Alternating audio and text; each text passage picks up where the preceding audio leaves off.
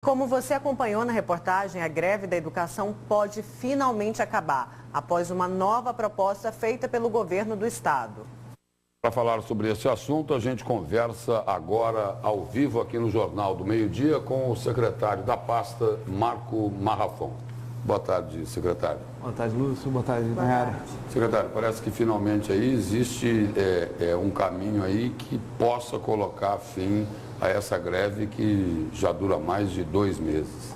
Eu vejo isso de maneira bastante positiva, Lúcio. A gente fez os avanços, é preciso dizer que desde o início a Secretaria de Educação fez tudo mesmo que pode, contemplou grande maioria, esmagadora maioria das pautas, avançamos na negociação, avançamos na conversa, no diálogo, e ontem foi uma reunião que, pelo menos na minha opinião, bastante importante, com áreas aí de resolver de uma vez por todas o impasse, à medida em que o próprio Tribunal de Justiça, que é quem tem que dar cumprimento à decisão do Supremo Tribunal Federal, fez a convocação, as partes conversaram, as partes firmaram um entendimento e agora esse entendimento deve ser apreciado pela Assembleia Geral dos Profissionais da Educação. Qual é o ponto aí mais difícil aí que o governo encontrou nessa negociação com os profissionais e os professores? A fixação do calendário, porque nós temos aí uma demanda pela fixação do calendário para a integralização das perdas da Lei 510 em relação ao piso salarial e a gente tem hoje implicações de ordem econômica, ou seja, o Estado vive uma crise econômica, que não é uma crise do estado de Mato Grosso, é uma crise do Brasil inteiro. Preciso dizer que 15 estados da federação atrasam salários e 25 não pagaram nada de RJ. E a gente fez uma proposta para contemplar isso. E uma limitação econômica muito evidente, é preciso ter consciência disso. E isso também é uma limitação jurídica, que é o aumento da despesa da Lei de Responsabilidade Fiscal. Em Brasília, hoje, a gente assiste um clima de grande apreensão, justamente por conta das tentativas do governo federal de impor medidas muito drásticas de redução das despesas com o pessoal. Então, a gente tem 2 impossibilidades que não permitem com que faça mais do que nós podemos fazer. O movimento, o Sintep, disse que o governo deu um reajuste de 14,36%. Mas, segundo eles, não é verdade, porque esse ano da RGA só vai ser pagos 2% da parcela. Então, essa conta não condiz com o que o governo diz. O que nós dissemos está previsto em lei, ou seja, está publicado em lei, está muito claro que foi colocado a garantia independente da Lei de Responsabilidade Fiscal de 7% da lei do aumento, mais 7,46% em relação ao RGA, sendo pago 2% em setembro, 2% em janeiro, 2,68% em janeiro de 2017 e 2,68% em abril. Ou seja, foi concedido 14,46%. Como se paga isso? A forma de execução são coisas diferentes. Parcelado em janeiro e setembro deste ano, janeiro e abril do ano que vem. Então, isso que é a grande confusão que se instaurou. Mas foi concedido, garantido 14,46%, sendo 7% da lei de aumento e 7,46% do RGA.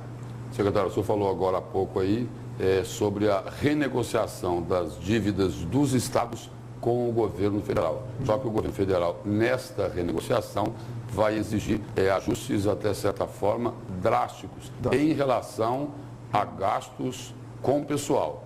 Exato. No caso aqui de Mato Grosso, o maior número, o maior contingente de servidores está na educação.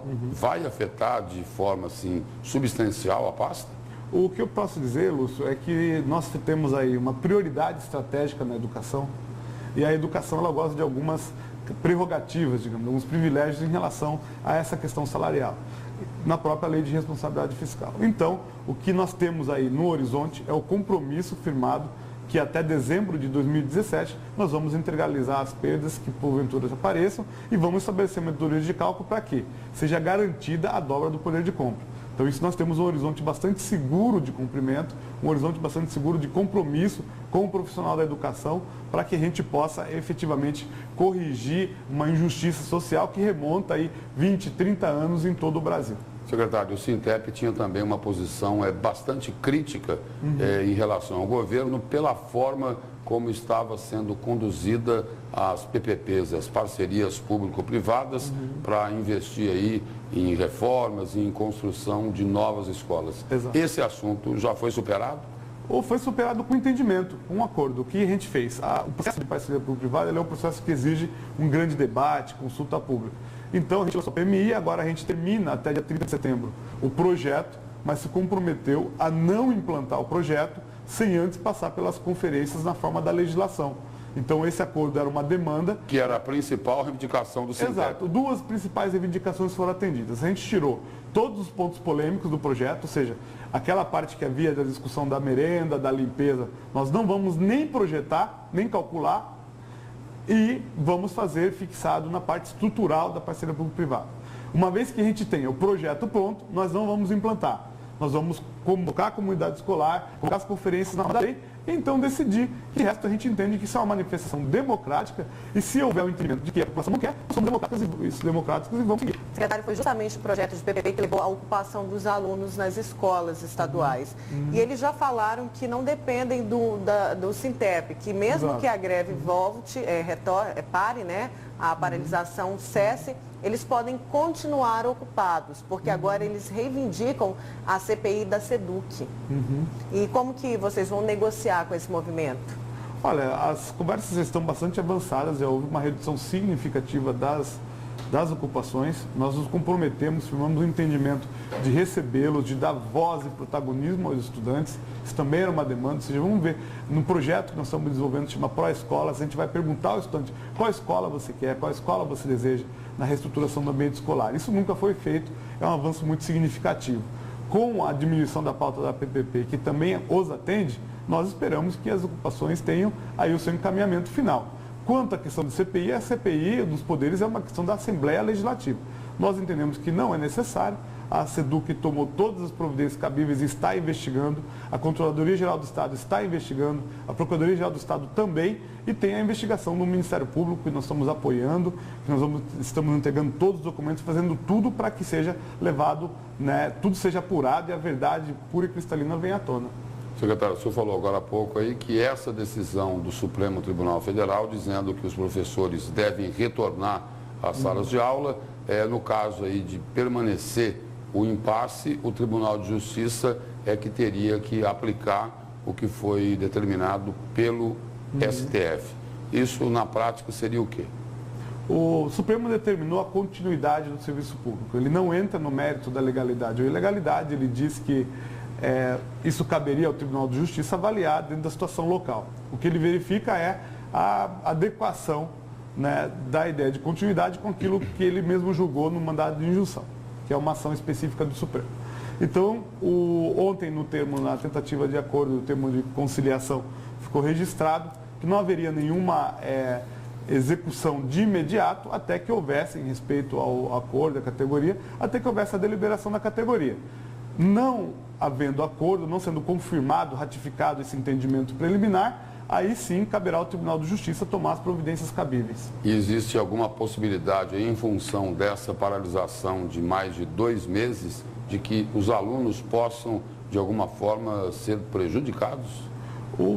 Há sempre no movimento de greve prejuízo para todos. Isso é uma questão geral, prejudica o profissional da educação, prejudica o bom andamento da Secretaria de Estado, prejudica o aluno. Agora, o que nós temos verificado é que é possível construir um calendário de reposição adequado, que termine aí pelo menos até no máximo no meio de janeiro, e que a gente possa aproveitar os sábados com responsabilidade, que significa dizer, não basta ofertar a aula sábado. A aula tem que ter presença, tem que ter alunos participando, observando também as questões específicas religiosas. Então, a gente fez uma sugestão de calendário, e essa sugestão de calendário, ela prevê a reposição, como houve o recesso no meio da greve, então não prejudicou tanto em número de dias letivos, né? Como mostrou a reportagem, são 30 e poucos dias letivos que têm que ser repostos. Então a situação era menos drástica neste momento, ou seja, a volta às aulas neste momento, ela traz aí a possibilidade de diminuir ao máximo os prejuízos. Se não volta, o prejuízo é maior. Pois é, secretário, esse calendário de reposição já foi discutido com o Sintep, com os grevistas? O calendário de reposição no sistema de ensino público do Estado de Mato Grosso, ele é uma sugestão de validação que a SEDUC faz e ele é internalizado de acordo com a condição de cada escola a partir do Conselho Deliberativo da escola.